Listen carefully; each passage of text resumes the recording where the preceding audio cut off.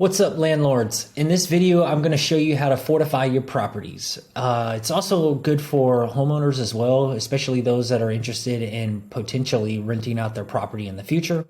So basically, I'm going to give you this resource totally free, no gimmicks, no catches. I don't need your name, your number, your email, nothing. It's just a matter of clicking a link and then getting this valuable asset that hopefully you'll use every year. Set a calendar reminder and refer back to it. You get a high level overview of everything that you need to pay attention to. It's got built-in formulas and functions. All you have to do is input your years, basically the year the home was built, or if you replaced or repaired something, and it's going to be a valuable resource if you could just get in the habit of using it, just checking it out once a year. That's all it takes. So basically, I call it the rental repair forecaster, and I made it for landlords, try to help you guys cash flow forever, and I do it by, in this case, helping you prevent major expenses from sneaking up on you. Major expense is anything that costs more, like 10K or more to address. So I'm not trying to make it really busy, tracking a bunch of different things. It's primarily just the major items that could get you, sidetracked or surprise you, and you may not be ready to address those. So before we get into it, I just want to give you three situations, examples of why you might want to listen to me, and hopefully it's convincing enough to get you to take action and actually use this resource. So the first one's wholesalers. Everybody knows about how they find off market deals. They send mailers to people's houses, or they got the bandit signs. They're usually targeting absentee owners when they know somebody owns a property but their mailing address on public record is not the same. So they're looking for motivated sellers, people usually that have what I'm trying to address here is like deferred maintenance, things that they can't just sell the property with a realtor at the market level to where they get the highest amount for the property. And how does that happen? Is because people, life happens, you get sidetracked or, distracted, and you just fail to anticipate. It's kind of like if you knew a strong man was going to break in and into your house and just, ransack it, take everything, you would be like, nope, I don't think so. I'm gonna be prepared and be ready. I'm gonna prevent this guy from coming in here, do whatever it takes. But we all know that the HVACs are going to go out eventually. We all know that big trees need to be trimmed or potentially cut down. Painting and appliances, those little things are not the ones that I'm concerned of.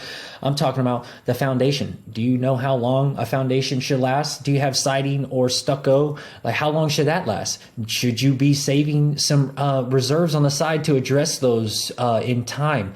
When you buy these old properties, sometimes you're assuming items that have been stretched and they're on their last leg and they could break any day. Everybody talks about CapEx and stuff, and they factor in, save 3% or 5% of the rent per property per month, but you're just saving to save, or do you know how to use this, or when do you have enough? People may ask you, how much of emergency savings fund should I have per property? If you use a resource like this, it's really going to help you drill down into the math and get your timing right so you're prepared. So that was just talking about wholesalers a little bit. Also, let's talk about a homeowner. Let's say a homeowner gets a notice in the mail from the insurance company, says, hey, we're going to drop you in 90 days unless you replace the roof because your roof is 10 years old and it's too much of a liability for us, and we don't want to carry that, liability on our side. So before you try to file a claim, we want to go ahead and get in front of this and make you replace it. You may not have the money to just replace your roof on a moment's notice like that. Or let's say you have a legitimate claim, though. And here's another way to look at it. Let's say the insurance company is always looking for a way out. You file a legitimate claim, but there's fine print somewhere that says, those particular shingles that you have, there's a recall, so that's out of our hands. You need to go take it up with the manufacturer, and we're not dealing with that. Or maybe you had a leak and you hired a handyman to address the issue while you thought you could file a claim, and then the insurance company comes out there and says, nope, you already took action and you voided this whole situation.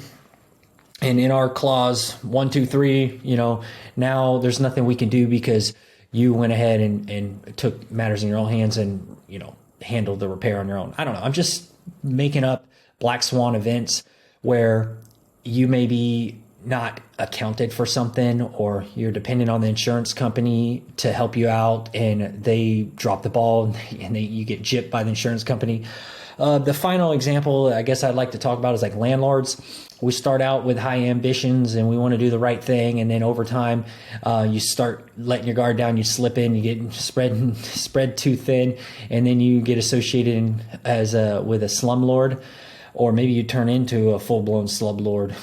An example would be, let's say you did have reserves and you found some great deal and you wanted to buy another property. So you took all your reserves that you had saved and you put it for a down payment for another property. And then the HVAC goes out and you knew it was getting old and it should have been replaced, but you were wondering how long it was going to go, or maybe you just weren't tracking it at all.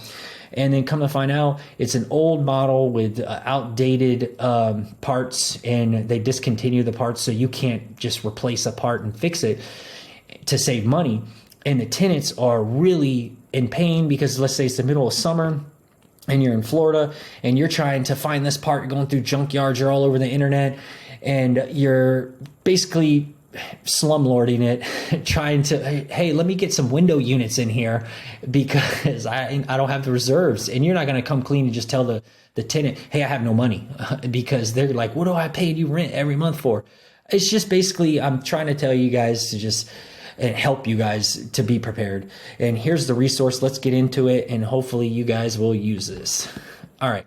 So if you go to the website, all you got to do is click this link right here and or this one. And it's going to be a shared Google spreadsheet. You click file because the first one's protected that I'm sharing with you. But once you get the drop down and you click make a copy, then you have your own that you can start editing. The first thing you got to do is on this first tab right here, put in the current year, and you got to keep this updated. So if you set a calendar reminder to refer back to this every year, just make sure you update this year accordingly so it adjusts all the formulas. Then you'll go to the next tab, the info tab. You'll put in for your property number 1 right here, you'll just put in your reserves, let's say $1,000. And then across the board, you're going to put in your years for everything that's applicable. And you just skip the stuff that, is irrelevant for you. And these are all major item kind of repair consideration items, except for these last 3 back here, because they're safety, life saving, asset saving kind of like things. So you should put fire extinguishers in the kitchen, and you should definitely have your smokes or smoke COs up to date and never let them expire. Like, look, that's another black swan event kind of thing. Or like something you failed to account for. Let's say there's a fire in the kitchen and the tenant accidentally burned something down, and they had renter's insurance, or maybe you didn't enforce them enough to have renter insurance, and they let it lapse, or they cancel it after they show you proof, or maybe the proof they show you is fake and you don't follow up. There's a million different things that can happen. But let's say the insurance company comes out and they look, and the firefighters wrote up in the report that, hey, yeah, we've noticed that the smoke detectors were expired, and the insurance company's just looking for a way out. They have all the assets, resources, and fine print that favor them. And then somehow, some way, they're not going to pay you anything. And now if you don't have any reserves, well, first off, if you didn't track these expirations, you could have avoided that. But if you also don't have reserves, you're in a bind. But if you do have the reserves, worst case scenario, you're like, all right, okay, I can at least help take action and help myself, and this won't be catastrophic, and I won't have to sell the property for a loss and exit the whole idea of being a landlord and having like cash flow forever. The whole point here is be prepared so you can do this forever and maybe leave an inheritance to your children's children. And you got to treat this like a business and do these little things that really add up over time. Anyways, this example is just a house, let's say, built in 2015. So I just put 2015 all the way across for the things that are applicable in this example. Then if you go back to the first tab, you'll see at a quick glance, high level, the stuff that you need to pay attention to. In red, easily, you say, oh, fire extinguishers are coming up for expiration in like a couple of years. I'm going to have to get new ones out there. Oh, smoke detectors too. And then you say, oh, some things coming up are in yellow. Okay, no problem. Let's just make sure I'm addressing these, or, I'm forecasting it. On the website, it also shows you how to do some math. So like in this example, it's 7 years before we anticipate the HVAC might need to be replaced. So that's 84 months. The way you do the math is, if you think it costs $10,000, you take 10,000 divided by 84 months, and that means you roughly got to save $120 per month. That's it. If you do that starting now, in 7 years, you'll have the resources to be able to just handle that replacement if it needs to be.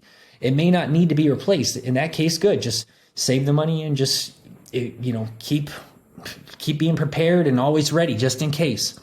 It doesn't hurt you to be prepared and not have to use it. All right, so let's go to this rental repair forecaster and I want to walk you through how I built it, just in case you want to modify it, customize it a little bit more to be super accurate. I'll start in this last tab, which is what I'm using to base my formulas off of. This is just kind of like my template per se, and you can modify the estimated life expectancy of items, or the estimated replacement costs or repair costs. So at the top, appliances, the only thing I'm really worried about is what I bolded here, because that's what I estimate could be 10,000 or more, which is HVAC. I said it's 15, 20 years. And then indoors, this is just general information. I put stars next to these 3 items because they're important, I think, that you should be aware and tracking this per property. And then outdoors, we got windows, siding, stucco, roof. There's 3 different roof materials, and they all have 3 different life expectancy time frames and costs. And you can get some quotes, because everybody lives in different areas, and some things may last longer than others, and depending on the material used to install or the quality of stuff. Like in Florida, we have hurricane rated windows, and they're pretty strong compared to maybe like some cheap windows you may install somewhere else just to save some money. You just got to just really take charge and kind of, control the situation a little bit better by tracking this stuff. Foundation, driveway framing, plumbing, electrical, septic. Here's some maintenance, general information, some more things to consider, light rehab, and notes. You can take your time and go through the notes later if you want. But let me show you how I built the formats. Remember how I told you the HVAC I estimated 15, 20 years? Well, how does this work? First, and just so you know, you're only inputting stuff in the green. You input your year down here, and then you input your reserves, and then across the board, your years of stuff. But this is how the functions and formulas work. In 2015, you input 2015 for your HVAC, because that's when you bought the house and that's when it was installed. You go back to this, and it's grabbing that 2015 from the info tab C4. Ready? C4, so Charlie 4 on the info tab. So it says equals info exclamation point Charlie 4 plus this function right here. This function takes 2015 and then it adds 15 years to it. And it also is using conditional formatting based off of the year. And you got to make sure you keep this current. Let me show you how these functions work. You go to data, name functions, and you'll see the functions I have here. And let me show you how to customize this. Let's say, for example, your driveway is concrete, it's got rebar in it, it's a short driveway, and there's not big trees around it with roots getting underneath it, or no heavy traffic, big heavy trucks or anything driving on it. So you think it's going to last 40 years. So this is how you can make a new function. You go into, let's take the 31 and just copy that, delete this part. Let's say we think this driveway is going to last 40, so we're making a new 40 years. Go to the formula down here, 40. If I hit next right now, it's going to create this new name function, add 40 years function. But I'm not going to do that. I'm just showing you, demonstrating how this would work. Once you made the new function, then what you would do is you would go to your driveway under the rental property 1, and then you would change, since you only changed 2 numbers here, you change 15 to 40, and then you hit enter, and it would grab the new function you made, and this thing would turn gray because it wouldn't be within 10 years anymore. That's just one example how you can modify it, but it gets a little bit trickier if you're going to add a new row. Let's say you want to insert a row underneath septic. Let me back out. I'm going to do this for anybody that might want to do this in the future. I'm going to demonstrate how I built all this, but pretty much the video is over. But I want to put this here just in case you need to refer back to it, because if you want to customize it, just in the case that there's a few people that need to do this. All right, so I got to go to conditional formatting and show you how I built this. The white is the easiest one to understand. So what I did with the white one, all I did was highlight all this and say, hey, if the value is 50 or less, make it just white number and white background. The reason why I did that is so you don't have random numbers from functions without a year in it. So for example, the metal roof and the tile roof, the siding, what else do we have? We have septic and smoke and everything else underneath here. I didn't want a bunch of random numbers, because like in siding, you would have 20 here and you would have 30 and then you'd have 50. What did I put? 30 and then you have 7, because there's no year in the cell that it's pulling from and it's trying to apply this function to it. So that's what that first conditional formatting is. That was the easiest one to understand, but the rest of them, it gets complicated because I had to make functions or conditional formatting for every single individual cell, and it took forever. And I'll show you right here. Let's go to, actually, I'm going to do it accept it, because I'm going to add a row underneath and I'm going to show you what it does, because it's going to break the formulas. All this stuff is in order besides the white one. You don't have to worry about the white one. It does need to be at the top, but the rest of these are the ones I'm talking about next. So notice how this is C16, C16, C16, because all these conditional formattings are applying to this very specific cell. And if the value is equal to B23, which is the current year, it's going to be red. And if the value is 1 year out, 2 years out, 3, 4, or 5 years out, that goes back to this, 1 to 5, it's going to be red right here. And then we're still talking about just that individual cell of C16. If it's 6 years out to 10 years out, it's going to be yellow, applying down here. And everything outside of that's gray. And it has to be in the specific order. Notice how if I drag them, they change the order. The reason why is because if you try to do it like this, where you drag a conditional format for all of them, it's not going to work, because with all these different formulas, it almost like it solves the first conditional format and then it disregards everything below it. And it took me forever to figure out a workaround. I was like, man, I couldn't figure out any other way to make this work besides applying this same set of formulas to every individual cell. Now let me show you where it can break. If you thought, oh, I want to add something underneath septic, you're going to add a row. Instantly what it does is that now it's making C16 and 17. It's trying to make these the same, right? And it's also trying to make these the same.